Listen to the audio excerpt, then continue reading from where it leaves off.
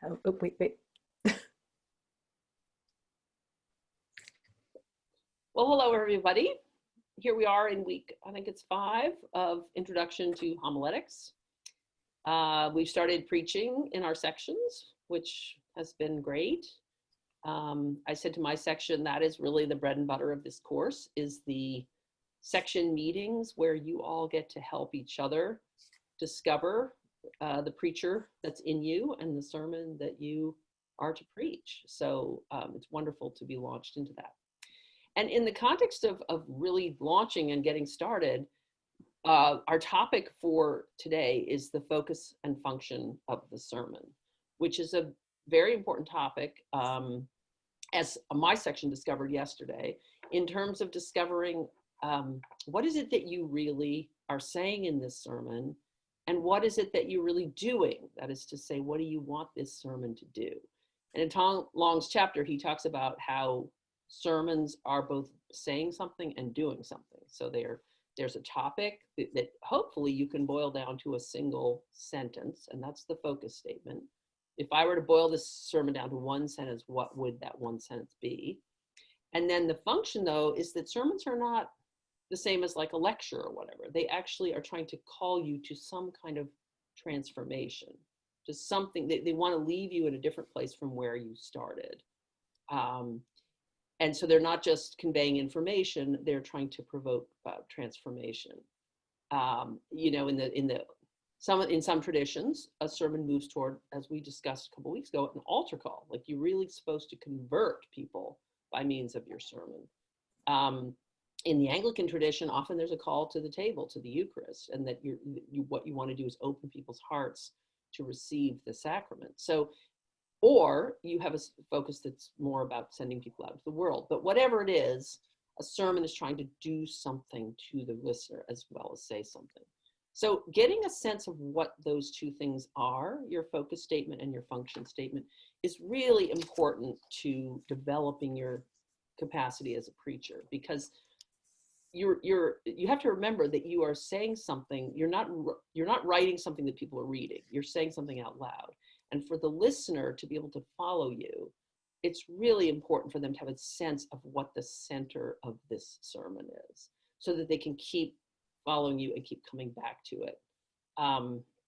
So what Tom Long says about the focus statement is, it's a concise description of the central, controlling, unifying theme of the sermon. What's the sermon about? And he describes really wonderfully in his book focus statements that are too broad, like God is love, you know, which really doesn't help you narrow down what the sermon's about. Or he also has some examples of focus statements that are really, really complicated with lots of dependent clauses that are basically more than one sentence. And that is a sign that your sermon has just become too complicated. This focus statement is really the core, the kernel of the sermon. And it's not just, as he says, not just a good idea, but kind of the pulsing heart, the center of the sermon, what's driving the sermon. And it's something that you have a stake in. It needs to be something that you care about. So it's not just an intellectual proposition, but it's something that makes a difference to you when you write this out. And if your focus statement is kind of cloudy or fuzzy or full of all these dependent clauses or way too general, it's probably because you haven't gotten deep enough into what you really, really want to say in this sermon. So finding the focus statement is really about your delving into yourself to discover what you really need to say. It's often a matter, to me, it's a matter of prayer more than anything, because once you've done all your work and all your thinking, it's a question of going down deep into yourself to find out what is it that God is really calling me to say. I have a preacher friend who used to talk about it as the process is like going to the mat. So she does all her work and then she gets into this wrestle with God until finally something emerges that is the thing that she wants to say. Oftentimes when I'm working with a preacher, especially on embodiment, they'll get to the end of the sermon and I'll say, okay, what do you really want us to hear in this sermon? And then as you get deeper and deeper into that, then you really figure out what this sermon is about. So we actually want you when you turn in your sermon, we really want you to put at the top of it a focus statement, which is this description of what your sermon is saying. And it's not just a phrase from the sermon or whatever. It's what, if you were going to boil the sermon down to one sentence, what is this sermon saying? We'd like you to put that on the top of your sermon manuscript. And you may find, as I do, that you don't really know what the focus statement is until you've finished working on the sermon. I often find if I don't know how to end a sermon, it's a sign that I don't really know what the focus statement is, because I'm sort of eddying around and unable to finish it. It's because I haven't really figured out what it's about at that deep level. So let's see, what else do I need to tell you? So it really, what this topic does is it moves us from where we started the course to now. So we started with all the autobiographical pieces and the testimony and the matrix, which is all about discovering who you are. And then last week we talked about your relationship to the text, and it's as you bring those two things together that you discover what your sermon is really about. So you are involved in a process of discernment, really, about how to get to that heart, that beating heart of the sermon. I find that any one of the pages of your sermon journal might get you there, but it might well be page 4, which is, where's this text speaking to me? Not that the sermon is about you, but it's from you, and so it needs to be something that you have a stake in. Or it might be page 3. Where is my congregation? What does my congregation need to hear about this text right now? Or it might be the state of the world. Where's the world right now? What's the state of our culture or of our country? And that needs to be the place where you start to get to what the focus statement is. And then the function statement, as I say, is about where do you want people to go as a result of your sermon?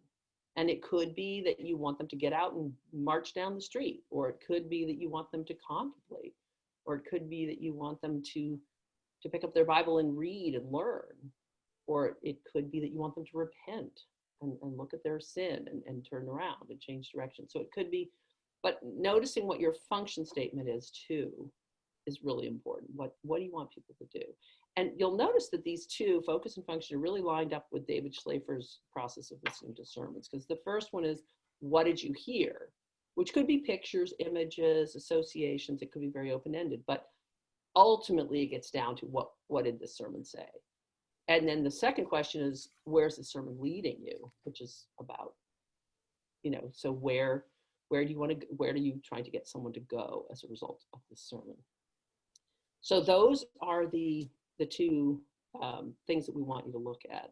One thing I want to say about the function statement is just be careful not to have a lot of must and should in your function statement. We all must do X, or we all should do that. In fact, in the focus statement too. So it's much more, the tone is much more the indicative than the imperative. So it's not, you all go out and do this, or we all must do, but because of God's grace, we can do X, Y, and Z, or maybe we're called to it, but even that is a little bit of a should hiding behind that language. So make sure that that the way it's phrased indicates the centrality of grace, because we do have a tendency toward works righteousness in our sermons, I think, in the Episcopal Church. And so when you are writing a focus and function statement, you may well discover that there's some works righteousness lurking there. And so if you start trying to take out the shoulds and the musts, you might find that you get to a different place with that. Okay. Oh, the last thing I want to say is sometimes people title their sermons. I think Professor Jefferson does this, and maybe Professor Turner as well. That can be a way of showing you where the focus statement is. I don't tend to do that myself, but I think it's a great practice if that is your practice, because it can help you.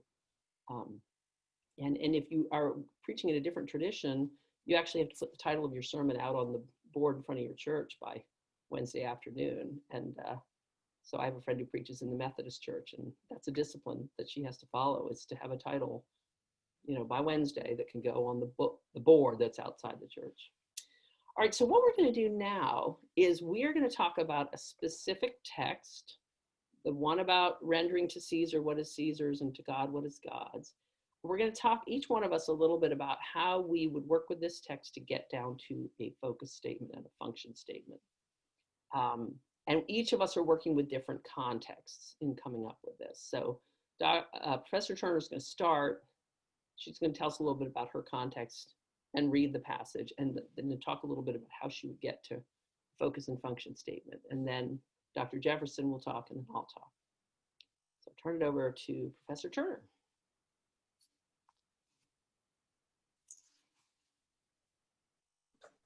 Thank you. So I am going to first of all read this passage for you, which is from the Gospel of Matthew. The Pharisees went and plotted to entrap Jesus in what he said. So they sent their disciples to him, along with the Herodians, saying, "Teacher, we know that you are sincere, and teach the way of God in accordance with truth, and show deference to no one, for you do not regard people with partiality. Tell us then what you think. Is it lawful to pay taxes to the emperor or not?" But Jesus, aware of their malice, said, "Why are you putting me to the test, you hypocrites?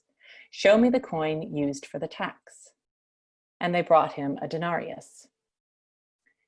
Then he said to them, "Whose head is this, and whose title?" They answered, "The emperor's." Then he said to them, "Give therefore to the emperor the things that are the emperor's, and to God the things that are God's." When they heard this, they were amazed, and they left him and went away. So we're each addressing the same text because, of course, we're each preaching in different kinds of situations. And so I'm just going to talk a little bit about what it's like to approach this text, looking for focus and looking for function from being in a parish setting. I think probably all of us do start off in the same way, looking for that place of emotional energy, psychological, spiritual energy, because no matter where you are preaching, you as a preacher need to have that. If you don't care about this, no one else will. And we all, I think we'll talk more about sermon preparation as we go on. We all find different ways to settle in, focus down. One of the ways that is very helpful in terms of getting started for a focus statement is Lectio Divina, which some of you may already use, because it calls you to pay attention to particular words, and it will often help you to alight on a very clear point within the text, rather than kind of floating at the vague conceptual level. That being said, there's that beginning of looking for a focus statement in your study. I'm aware that parish ministry is really nested in a sense. And so your preparation for preaching in a parish is going to be nested in all of this other stuff that happens in the life of the parish, really where you are just deeply embedded. One of the consequences of that is that I'm aware that I am often attentive to the function before I am the focus. As I'm sitting with the text and pondering, I often become aware first of that almost like physical sense of what I want the text to do, rather than what I necessarily want the sermon to say. In the case of the passage that we just heard, so it would be very, very, very easy in a parish to do one thing, which is to say, it's stewardship season, it's money, score. Like easy passage, render unto Caesar's, render unto God's what is God's, all your money is God's, give it to the church, we're done, go home, call it a day. That would be kind of a cheap way of approaching that. I'm aware as I hear this, and of course there's the repetition of the emperor. We are at a time when we're engaged in our civic life. There's this election coming up. So thinking about what belongs in what arena. And in a parish, that's going to be have a certain amount of traction as you think about the parish is one place in people's lives. And there's always that question of, well, what is God's? To what extent am I going to allow this hour on Sunday morning to spread out and take over other parts of my life? So that's a very live question. And then, of course, to what extent do the moral convictions that I hear here on Sunday relate to how I deal with the emperor? So as I think about this text, I'm beginning to focus on, I have to use the word focus carefully, I'm beginning to hone in on the function, which is that I want people to be engaged with God all of the time, not just for an hour on Sunday morning. So that's one of the ways in which I think parish ministry gives that particular lens. There's also a sense, because you're nestled in the parish, of things being highly contextual. And we'll talk a little bit later on, I forget what week it is, but we talk about exegeting the congregation and how you read that. That is all good and important. I'm not even talking about getting to that step yet, but just being aware that everything you say happens in the context of all of these other parts of your life together, that you have multiple roles with these people in addition to being a preacher, that you are also the person who's been at their bedside, and you are the person who was telling the treasurer what to do with money or how to account for money, and that you're the person who, let's hope not, potentially like got handed a toilet plunger in between the services if the toilet was clogged. It can be all of these different things.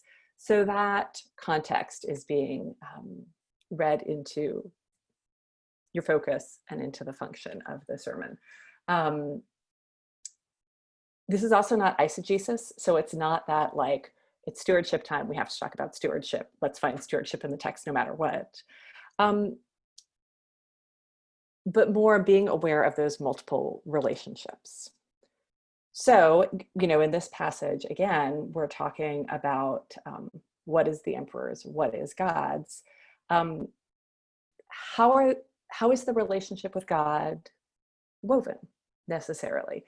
Are there other ways in which our life together connects us that I can talk about here for being connected to God? Is it important to lift up our pastoral life? Is it important to lift up the outreach we do in the community when we're talking about the emperor, not just politics in the abstract, but the way that we've come to know them through the people we serve at the food bank, or the outreach we do with at-risk youth, whatever it might be. And then maybe a final piece of how I approach this from being in the parish is that I think I do feel, in a way that maybe my colleagues don't necessarily, a certain attention pressure. No one has a lot of bandwidth right now, no question. No one ever has a lot of bandwidth, but especially in a parish on Sunday morning. Again, this is only part of people's lives. There are some people whose Sunday morning is sacred and get to church really reliably and easily. I think a lot of us will find that in our congregations, there are people who are there sporadically, there are people who are there involuntarily, and there are people who are there in a very distracted way that often involves somebody in the pew next to them, rooting in their purse or needing a diaper change or whatever that might be. And so when I think about focus and function, I definitely are on the side of being concise. One of the ways that I heard it phrased once is that you should be able to put it on a bumper sticker, which is actually great, because if you think about it, most bumper stickers do have focus and function, something like a claim, Jesus is coming, go do something, get busy. Jesus is coming, look busy. That might be one. For this sermon, there is a claim. And the claim that I might make, the focus statement might be, all things belong to God. Ultimately, that's what I think comes back to. If you look at what is Caesar's and what is God's, well, deep down the answer is everything is God's. So I can put that very succinctly. And then the function, what do you do because of that? In some ways, the function of almost any statement could be act accordingly, but what specific actions am I going to want them to take? And is it going to be something about pledging? Is it going to be something about public life in the weeks running up to the sermon? There's a lot of different possibilities there. I will say it can feel very, you don't want to be vague, sort of God is love, but it can sometimes feel almost like heresy to shorten things down to a degree that you don't have all of those other ideas out there. And one of the most helpful pieces of advice that I heard in my preparation for preaching is that every good sermon has some heresy in it, because it it takes you to one corner of a very wide arena of theology. So, so don't be afraid to be bold in that function statement. And then really the last thing is just that focus statement is always the good news. Ultimately, if your focus statement doesn't come back to a revelation of the love that God has for us, it's probably not really the focal statement, or should not be the focal statement of your sermon. Does not mean every time you're going to say God is love. It does not even mean every time that you are going to say, hey, you're swell, we're all happy. Sometimes the good news that God has for us is very challenging news. But it always, at heart, one of the touchstones for me is have I said good news to this people that desperately need to hear it. I'd be really interested, it's a little bit hard to lead off, but Mark and Ruth Ann, I'm curious what's similar and what's different for you all. I guess I'll go next. I think my experience is somewhat of the middle ground because my context is more of the itinerant route. So I can find myself in a local parish, find myself in a prison, find myself at a wedding, find myself at a seminary, or wherever the case may be. So I think, to Professor Turner's point, there is a high degree of contextuality. So the first thing I want to say is that your focus and your function are critical to any type of engagement with any person, because in any type of conversation in which we hope to achieve some sort of understanding and action, there is a focus to what you're saying and there's a function to it. So sermons should not be any different. What I've found in my years of teaching and preaching is that many great sermons die right here. They die at the intersection of claim, focus, and function. And it's typically because there's multiple claims and no function. There is multiple functions and no claim, or there's multiple functions and multiple claims. And unfortunately, any combination of those unbalanced equations leads the listener and the preacher in this kind of battle with frustration, because there's something that the preacher wants to say, and unfortunately that's being clouded in the lack of specificity and the lack of clarity of idea that is needed for someone to be able to see what you see and then to be able to have their encounter with that. So I say that this is critical to your sermon writing and your sermon development process, because at this stage, if it's hard for you to visualize your sermon, it's going to be very difficult for you to write the manuscript and to be able to preach it. So my personal practice is I try to literally visualize the scene in the text that I'm trying to bring to light, or the scenes, and I'm also trying to visualize, well, what does this have to do with how we live today, which ties to the function. When I travel to different places, I typically like to ask pastors, leaders, whoever invited me, where are you going as an institution? What are your aspirations, aims? What is your mission? Where is this program, where is this service operating in the life of your church? And unfortunately, too many rectors, they preach in such a way as if each Sunday is a loose pearl. And so the functions and the focuses don't seem to build toward any type of overall formation. And unfortunately, someone could pastor a church 5 years and feel frustrated the church is not growing. But a lot of ways in which a lot of the antagonism to growth is the scattershot way in which sermons call or do not call or build or motivate people toward action. So the 12 to 15 minutes or however long you have is critical. So I say as a general practice, when you begin to enter into the parish, that over the course of your year, you can add up the functions of your sermons and you can kind of get a sense of what your church is trying to do. So if you can look at your focus and your functions over time, they tell a significant amount about what you're trying to say and what your church is hearing. So for me, if I was to preach this text, and let's say I was preaching at Professor Turner's church, right? Or let's say I was preaching at a seminary.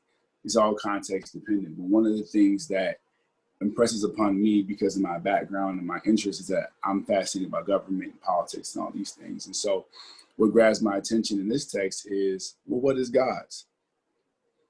we have a very clear understanding of what is Caesar's. The money is a symbol of the overall system that encompasses who and what Rome is. So this symbol, this token, speaks to what Rome has and what belongs to Rome. So really, Jesus isn't saying anything revolutionary in the sense by saying, if it's Caesar's face is on it, give it back to him. But what's interesting to me is Jesus doesn't necessarily flesh out in so many words, well, what is God's? That becomes an opportunity for us to enter in and to engage about who and what is God's. So if I was to enter into a parish and I was to preach this, I would talk about how the unbroken chain of empire from the Roman Empire into the American Empire, and how whether it's a Caesar or a president or whatever the ruling symbols of power are, there's a domain to that power, and we all exist in those domains. But the question becomes, if these domains of power are not necessarily for our benefit, then what is God's, and what is God's alternate government, alternate opportunity for us to live in? And so the focus for me would be, the function for me would be to encourage and to broaden the consciousness of the listener towards living out their conviction of what is God's. So if you are God's, you will have to live that out. That's not just a philosophical understanding. But my function of the sermon is really focused on Jesus confronts our sense of understanding about what is the world's. And so what I want to do is I want to discuss the ways in which Jesus challenges our notion of our belonging to the world.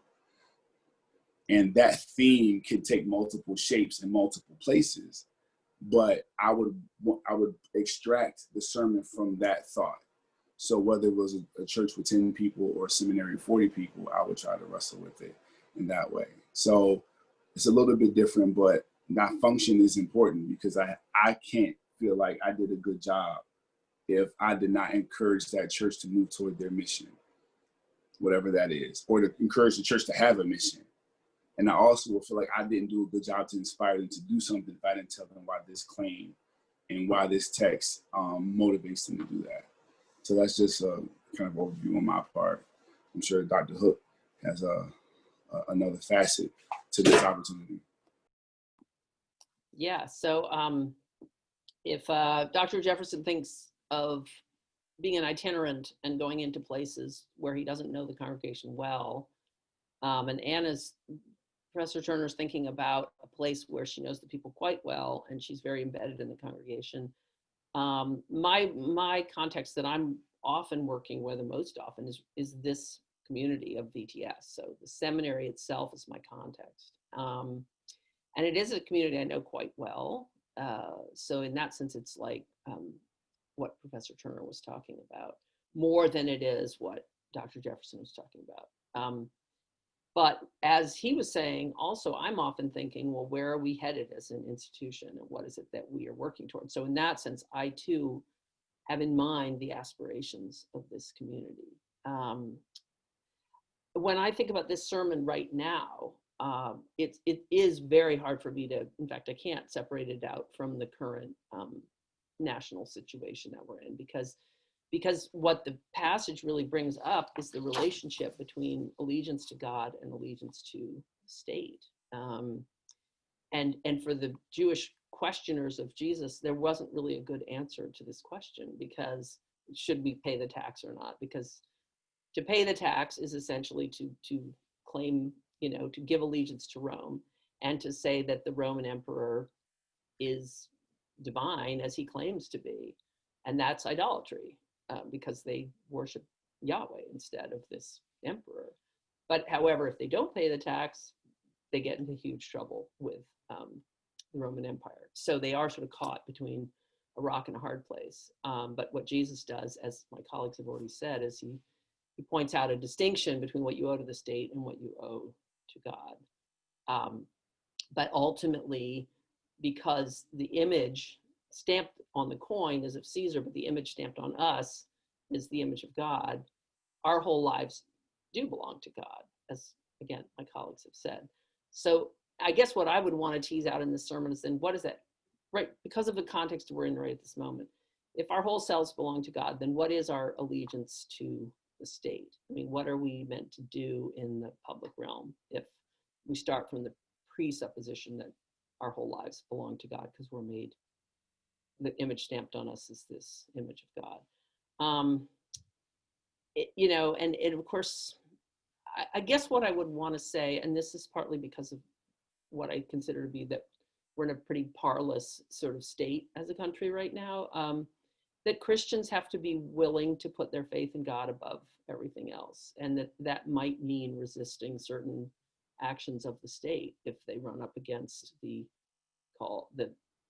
calling to be members of God's realm. That there might be a disconnect there, and there might be a need for resistance to the demands of the state. And and I'm thinking about, I'm talking to seminarians here, so, and professors and staff and whatnot. So I don't know if I would say this in a congregation because people come from various walks of life. As Anne said, this might, you know, there might be here, it matters to them, but not in the same way that it matters to people who are committed to this institution. So for us who are here at VTS, I often feel like I can push things a bit further and say, well, we've given our lives to God in some very concrete way. And so therefore, that has consequences in terms of our relationship to the state and what we're willing to do to resist the hegemony of empire in which we live. So if I had to come up with a focus statement out of all of that, I would probably say, since we entirely belong to God, this passage calls us to question our relationship to the state and the culture that surrounds us. I don't know, that's not a good statement really, but that's the start of where it would go, and then probably to try to hone it down to like, what does that actually mean? Because the function is really to get us to get to a place where we get some clarity about when and how we need to act in relation to the claims of the state. So that's probably where I would go with it. So anyway, you've heard all three of these processes and thoughts. We want you to engage in this yourselves, obviously, and we want you to come up with a focus statement and a function statement for your sermons when you bring them to class and preach them. The other thing we wanted to ask you to do is to go back and listen to Dr. Perez-Billard's sermon from Wednesday, the one that was preached at the Wednesday anti-communion this week, October 7th.